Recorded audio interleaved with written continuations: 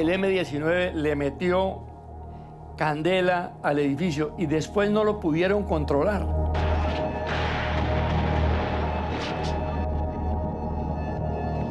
Empieza a prenderse fuego el Palacio de Justicia.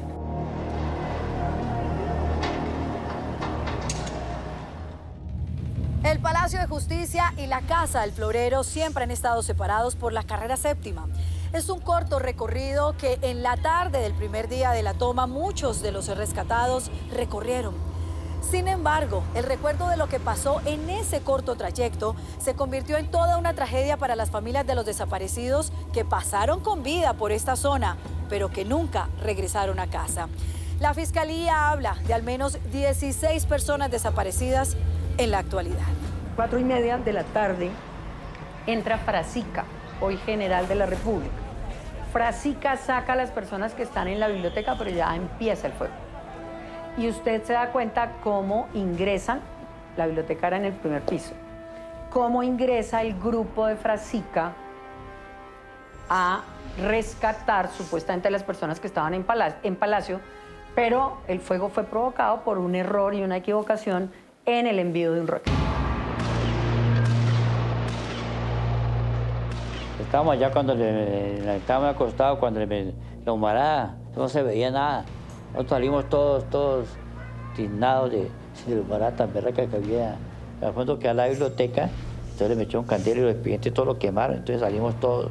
Son unos corrientes impresionantes. Quemaron todo.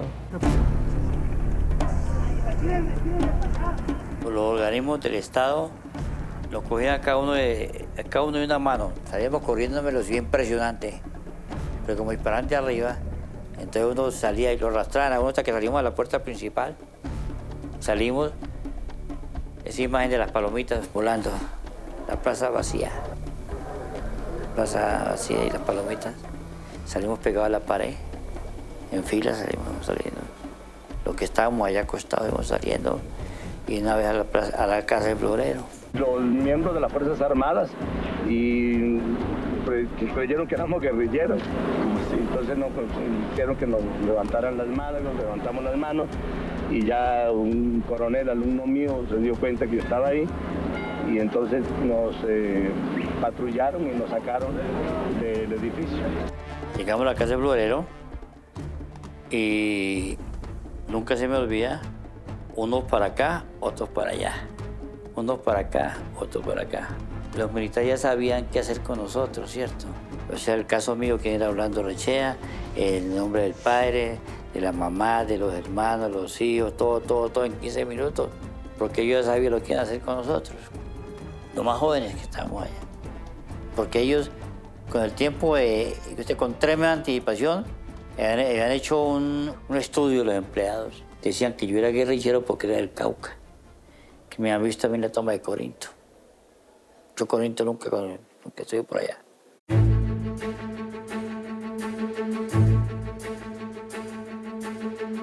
Bueno, en la Casa del Florero fueron llevadas varias de las personas que eran detenidas, ¿cierto? Y esto funcionó como un cuartel de inteligencia militar. En el segundo piso se llevaban los sospechosos. Tenemos la versión y es una deuda pendiente del Estado colombiano de que aquí fue matada una persona adentro de la Casa del Florero. Y después esas paredes han sido pintadas y repintadas y repintadas.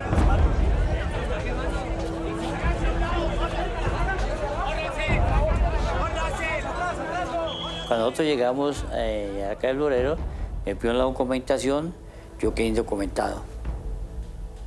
Yo no aparecía por ningún lado en la lista, en ningún lado aparecía. Como decía que mis familiares fueron a preguntarme durante varios días, no, que yo no estaba en el palacio.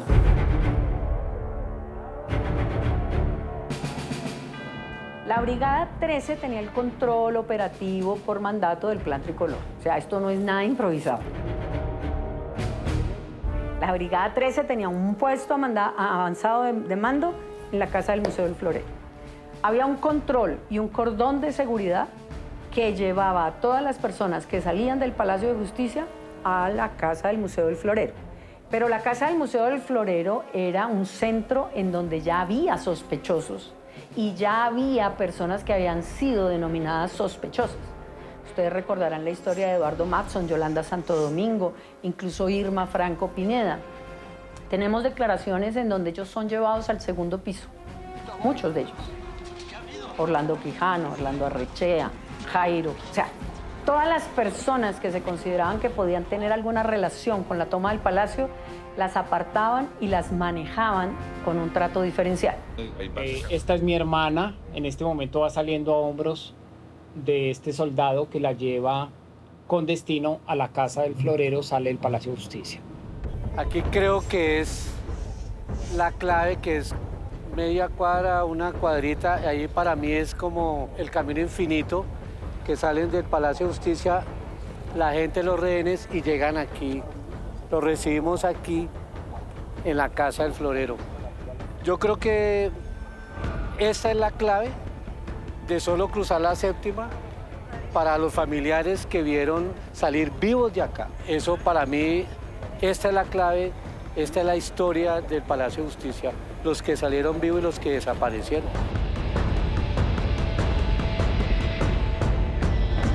El hecho de que yo empezara a darme cuenta de la impunidad espacial en todo Bogotá, todos estos lugares que fueron utilizados para cometer detenciones arbitrarias y tortura, y que están ahí como si no hubiese pasado nada, y que la ciudadanía tiene que convivir con eso como si nada. Me refiero aquí a la Casa del Florero, a Caballerizas, al Charri Solano y un sinfín de lugares que han sido escenarios de crímenes atroces. Una de las dudas más grandes en la toma del palacio tiene que ver con el fuego que en la noche consumió parte de la edificación. Desde la cuadra entre la Casa del Florero y la Catedral, los periodistas que nos acompañan hoy obtuvieron registros históricos que en medio del cubrimiento se convirtieron en dolorosos testimonios.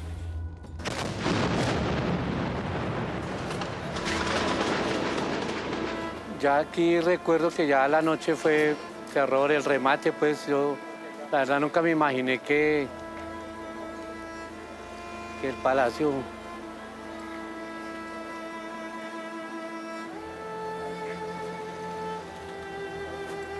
se fuera a incendiar, ¿no?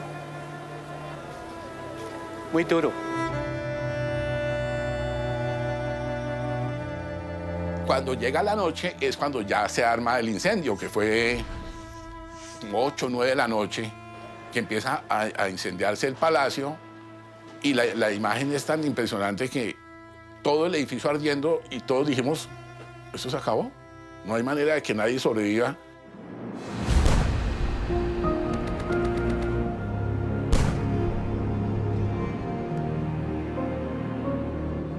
Lo más impresionante fue ver el incendio que ocasionó el rocket que disparó el ejército. Ese es el mayor impacto que tiene la sociedad colombiana, porque como las imágenes para todo el país empiezan a verse en los noticieros de las 7 de la noche, es el palacio ardiendo, que es lo que más genera, pues digamos, estupor frente a lo que estaba sucediendo. Debido a que las oficinas de los magistrados eran entapezadas. Ellos le metieron candela al edificio porque el contrato con Pablo Escobar del M-19 era que Pablo Escobar les daba $2 millones, no recuerdo la cifra. Están las declaraciones de Virginia Vallejo, están las declaraciones de alias Popeye, están las declaraciones del coronel de la Cruz. Establecen cómo se negoció con los del M-19 y Pablo Escobar les decía, por asaltar el palacio les da tanto. Y por quemar los expedientes les puede dar $1 millón más.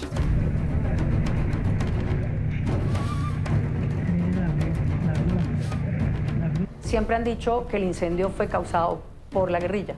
Esto está demostrado que no es así y no habría podido ser así, porque el palacio era de mármol. Para poder quemar un palacio de esa naturaleza se demostró también que el fuego y el intercambio de balas no era posible que prendiera de esa manera el palacio.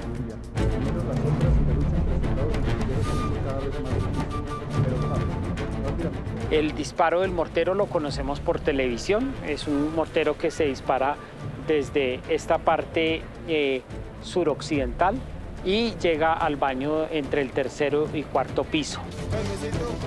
Si bien es cierto, hubo unas explosiones en el sótano, esas acabaron rápidamente y ustedes pueden ver todas las imágenes a partir de las 5 de la tarde, cuando empieza a cobrar fuerza el incendio, hasta las 3, 4 de la mañana del día 7 de noviembre de 1985.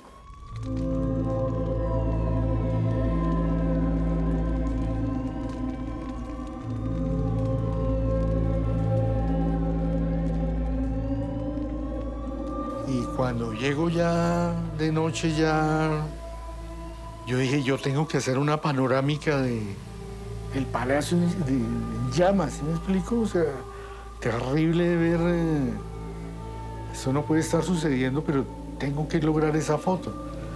Y me logré colar como en una fila de agentes secretos y del ejército, entonces me meto ahí como camuflado y me bajo por la 11.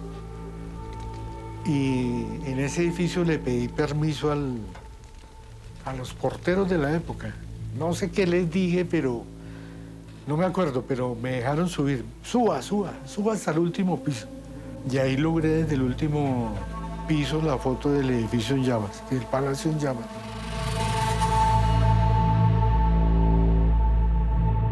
Finalmente, a esta hora, 10:37 de la noche, prácticamente termina la toma del Palacio de Justicia.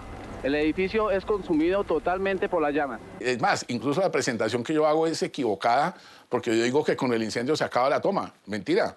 Eso fue lo que asumimos los que estábamos ahí. Pero realmente a los 10 minutos siguió la plomacera y nos tocó volver a escondernos.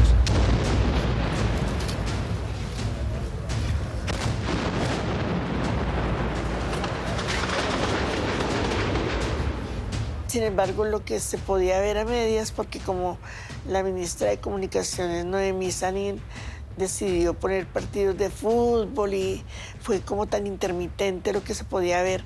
La razón era que había mucho miedo de que, como empezaron a haber disturbios en varias ciudades y en el mismo Bogotá, que se volviera como un 9 de abril del 1948. Tenían miedo de que la gente se tomara las calles y todo eso. Entonces, por eso se cancelaron todas las transmisiones y se decretó que se pasara un partido de fútbol. El partido de fútbol Millonarios Unión Magdalena, mientras este palacio se quemaba, mientras aquí desaparecían y mataban gente.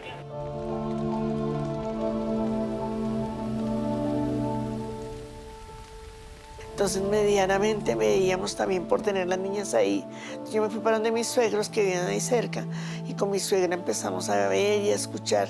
Y en eso estuvimos las 27 horas.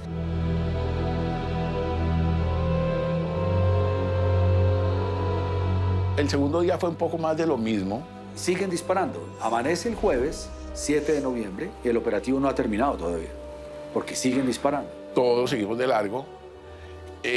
Pero también entró como una calma chicha porque pues el edificio incendiado.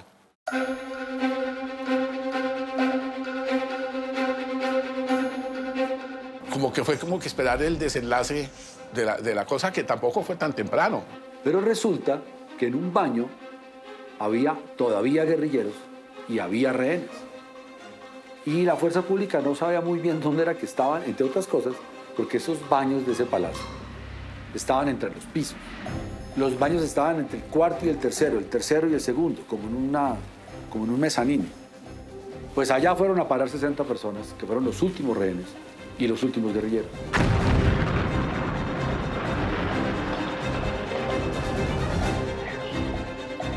Hay un momento en el cual hay un intercambio de disparos. Porque nunca pararon de disparar, pues eso generó una situación de angustia, de zozobra, de parte de todos, de los guerrilleros, de ver que el ejército no paraba de disparar.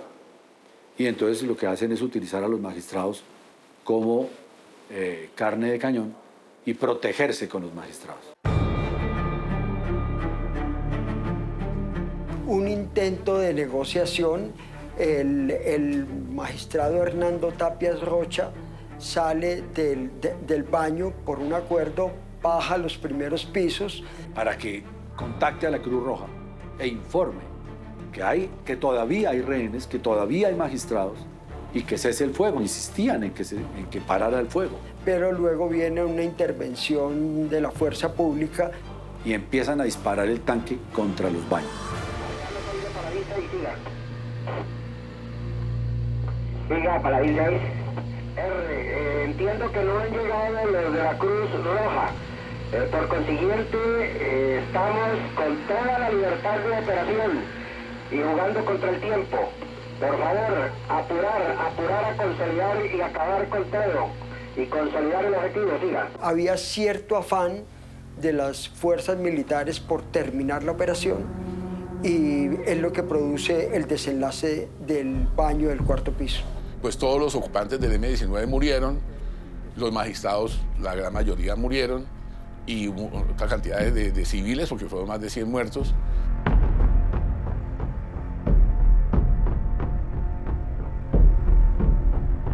No, evidentemente no hubo una orden del presidente de la República para cesar al fuego. Eso fue claramente una mentira del director de la policía a mi padre, porque ni en ese momento ni después se ha reconocido ni por parte del presidente, ni por parte del Consejo de Ministros, ni por parte de las Fuerzas Armadas que en algún momento haya habido una orden de cese al fuego. En determinado momento, por aquí por la calle 12, de arriba abajo, empezó a bajar un pelotón de varios soldados haciendo este movimiento, haciendo en el piso todo el tiempo, haciendo el ruido con sus botas para tratar de pasar y ver si ya había pasado, si ya no pasaba nada.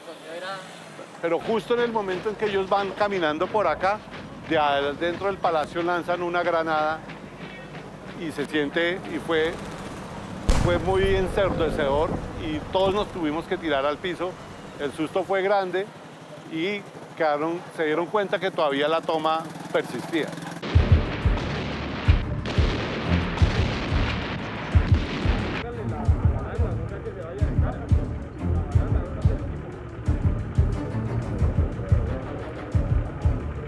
Y ya me echaban para el segundo piso porque decían que yo era guerrillero. Y todo el mundo contra la pared, la mano aquí así, yo no quise. Entonces, ese es el problema que tuve con el coronel. Entré en choque con él porque no le obedecí sus órdenes. Por eso me maltrató. Mauricio hizo conmigo lo que tenía que hacer. Pues imagine usted cómo van ellos. Y en el segundo piso las clasificaban, las ponían contra la pared, duraron de pie, sin comer, sin tomar líquido, todo el 6 de noviembre. Uno pues tocaba dormir parado.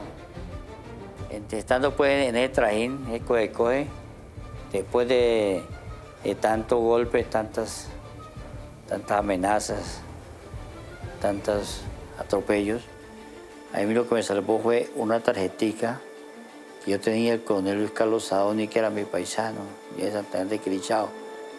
Le llevó allá la tarjetica, al rato ya regresaron, hablaron conmigo, y me dijo uno de ellos, hágase a un ladito aparte. Me mandaron para el Salón Nariño, que queda pegadito ahí en el segundo piso, la casa de Florero. Estaba tan cansado que me senté en la silla del Nariño. Inmediatamente este sinvergüenza, jefe coronel, me cogió a patadas. Que cómo se me ocurrió sentarme en la silla del Nariño. Hasta que las sacan para las brigadas. Siempre se dijo que no había habido traslado de ninguna persona civil a las brigadas, hasta que encontramos documentalmente el envío de más de 25 personas a las unidades militares. En el caso y están los procesos judiciales, en el caso de la secretaria de mi papá, que era una funcionaria de la rama judicial, de carrera de la rama judicial, pues en su momento, en medio de todo ese desastre, fue interrogada y fue sacada del palacio y después apareció muerta dentro del Palacio de Justicia. Eso es cierto, y no fue solamente este caso, fueron varios casos. Incluso se habla de magistrados que les pasó lo mismo.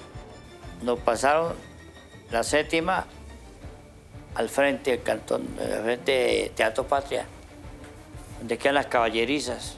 Nos pusieron el escapulario que le ponen a los delincuentes, y cada uno pasó con tres militares de civil a interrogatorio. Yo pensé que me moría de día. Como le dije yo al juez administrativo, que me pregunta que cómo me había ido, dije, a mí me fue bien. ¿Por qué? Porque salí con vida.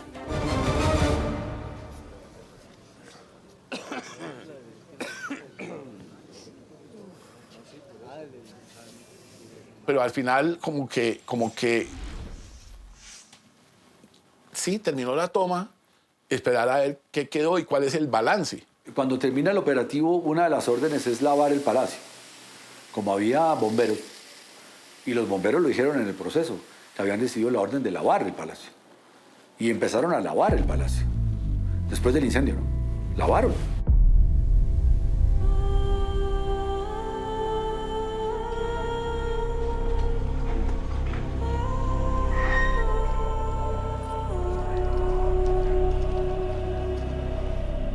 Y lo que sucedió después es que empezaron a borrar las pruebas. Acuérdense que está probado que ocurrió después de que termina la toma, pues empezaron a limpiar eso.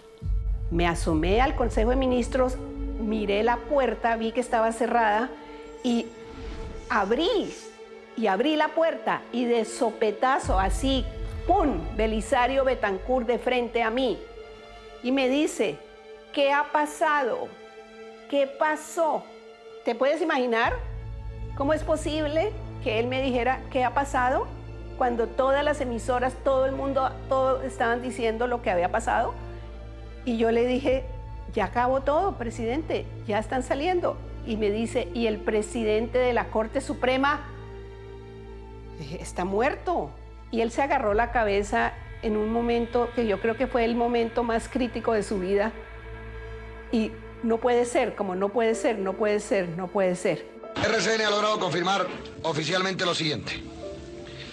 Fue Andrés Almarales, esta madrugada, quien disparó contra el presidente de la Corte Suprema de Justicia en el 4º piso del Palacio de Justicia. Fue también Almarales quien disparó contra la magistrada María Inés Ramos, que resultó muerta. Mi familiar salió vivo y desapareció en manos de la institucionalidad. Es una causa muy fuerte. Y es una causa muy fuerte porque tú crees que la institucionalidad te va a ayudar. Son la injusticia de la vida. En vez de uno tener la protección del Estado y las fuerzas militares, antes nos dan garrotes, ¿cierto? Porque yo estoy casi al borde de la muerte. Yo pensé que me iba a morir.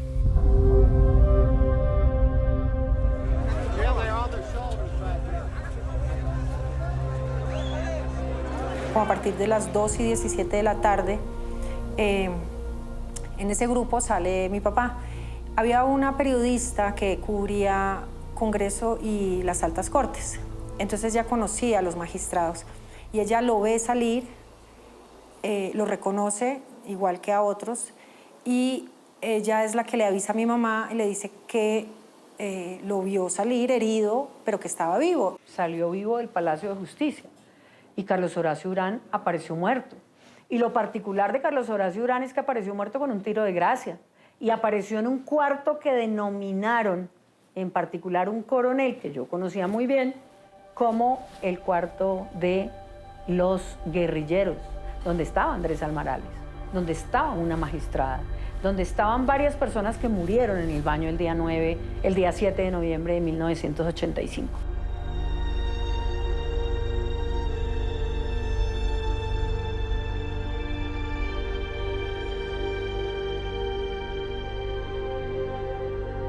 Con Jimmy fue algo muy especial porque pues varias personas llamaban a decir que lo habían visto, porque su hermano encontró su chaqueta con su cédula dentro de la cafetería del Palacio de Justicia, porque una señora que trabajaba en la cafetería que daba los tintos y las aromáticas a los magistrados se despidió de él y de Bernardo y del chef unos minutos antes de ocurrir la toma y los vio.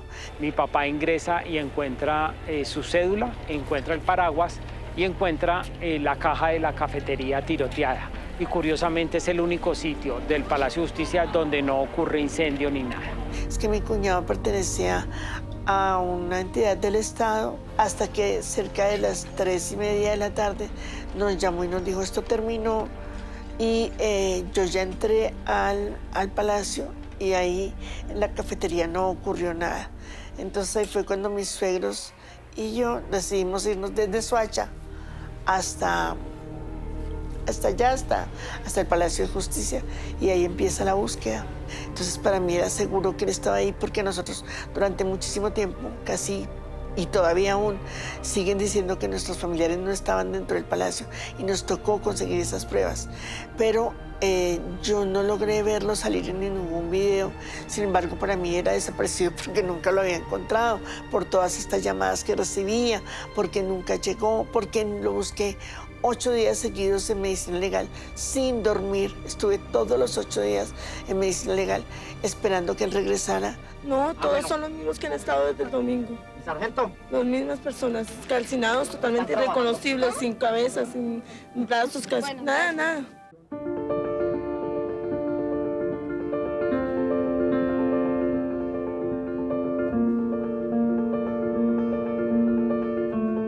Yo creo que la responsabilidad es del estado de cosas que vivía Colombia en ese momento.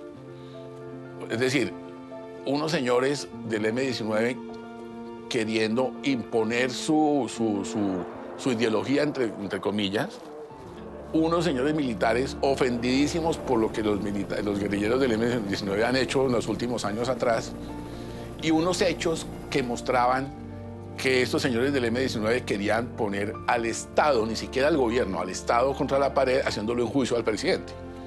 Entonces, el estado de cosas que sucedió en ese momento terminó en lo que terminó. Si no hubiera terminado en lo que terminó, entonces, ¿qué hubiera pasado? ¿El presidente en el Palacio en un juicio público por unos guerrilleros? ¿Eso es pensable? Creo que Colombia no ha entendido la magnitud de lo que pasó. Tal vez era el episodio más grande después del 9 de abril, inclusive mayor.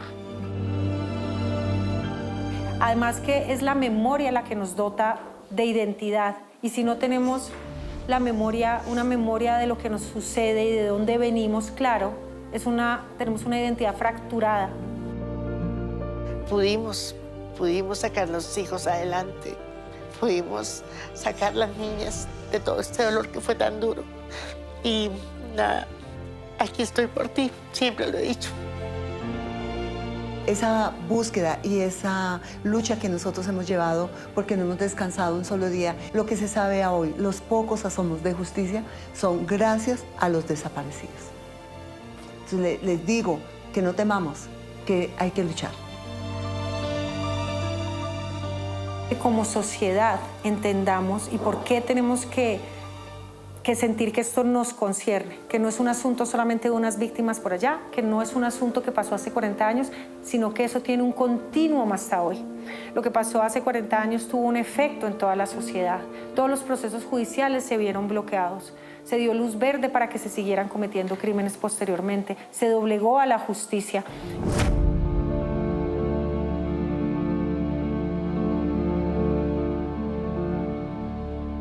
Vino la amnistía y el indulto fue una decisión política, sin verdad, sin justicia, sin reparaciones, o sea, a cambio de nada.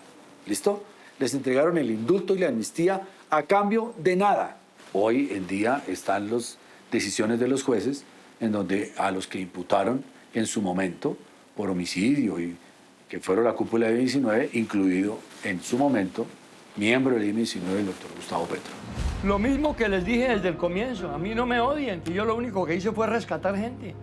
Esa era mi tarea. Y en enero del 2012, el Tribunal Superior de Bogotá dijo, hemos estudiado milimétricamente todo el proceso y hemos llegado a la conclusión de que 9 de las 11 personas no hay ninguna prueba ni indicio de que hayan salido vivos del Palacio de Justicia.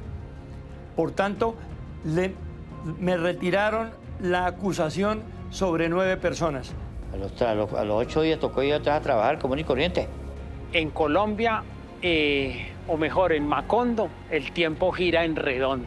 Es decir, aquí tenemos la tendencia a repetir las historias y sigue la historia de la guerra, sigue la historia de las desapariciones, sigue la historia de la corrupción. Siguen muchas historias en Colombia que ensombrecen la posibilidad de tener una Colombia que no se resigne a los 100 años de soledad.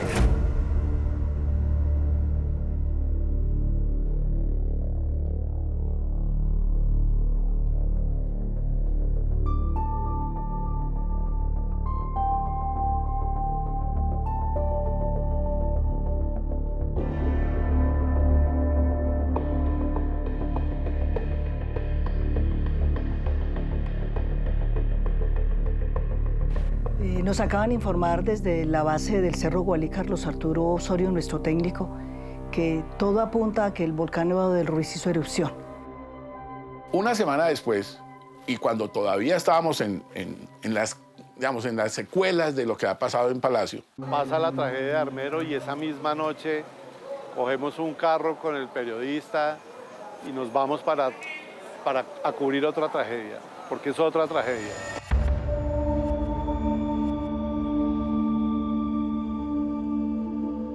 Yo creo que particularmente impidió que los cuestionamientos sobre la responsabilidad política en lo que ocurrió en el Palacio de Justicia se aplazaron por cuenta de la tragedia del Nevado del Ruiz. Pues es probable, pero uno no puede creer que simplemente la tragedia de Armero haya tapado la realidad del Palacio de Justicia, desvió el foco informativo.